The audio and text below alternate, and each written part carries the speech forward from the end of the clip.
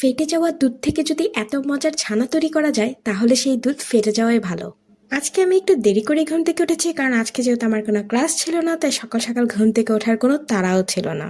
তবে আজকে আমি ঘুম থেকে উঠেই সবার আগে সেলাই মেশিনে বসে পড়ছি। তার কারণ হচ্ছে এরকম না যে আমার কোনো কাজ কাম ছিল না, কারণ আমি লাস্ট কয়েকদিন ধরেই আমার এই বোরকাটা ছিঁড়ে গেছিল অ্যান্ড আমি এটা সেলাই করব করব বলে ডিলে করতেছিলাম। অ্যান্ড এত অলসতা লাগতেছিল আমার যে আমি এতটুকু একটা সামান্য কাজের জন্য আমি নিজেকে জোর করে সেলাই মেশিনে বসাতে পারছিলাম না। বাট ইনফ্যাক্ট আজকেও যে আমি সেলাই করতে বসছি বিষয়টা এরকম না, আমার আম্মুকে দিয়ে আমি এটা সেলাই করাবো। কারণ আমি এটা রিস্ক নিতে চাচ্ছিলাম না যে এটা ঠিক মতো সেলাই হবে কিনা, কারণ এটা যদি আবার ছিঁড়ে যায় সো রাস্তাঘাটে আমি অনেক এম্বারাসমেন্টের শিকার হবো। এই জন্য আমি ভাবছিলাম যেটা আম্মুকে দিয়ে সেলাই করে আম্মু একদম পারফেক্ট ভাবে সেলাই করে দেবে।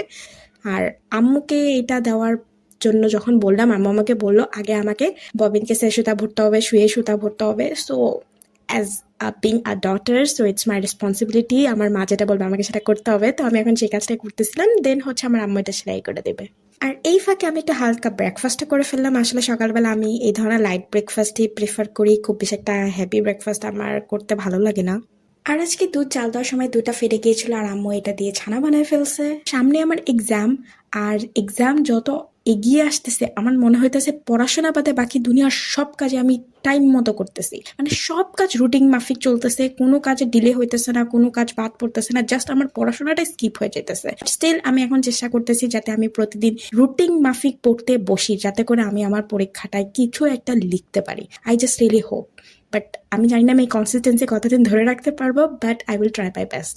So that's all for today everyone, see you in the next video.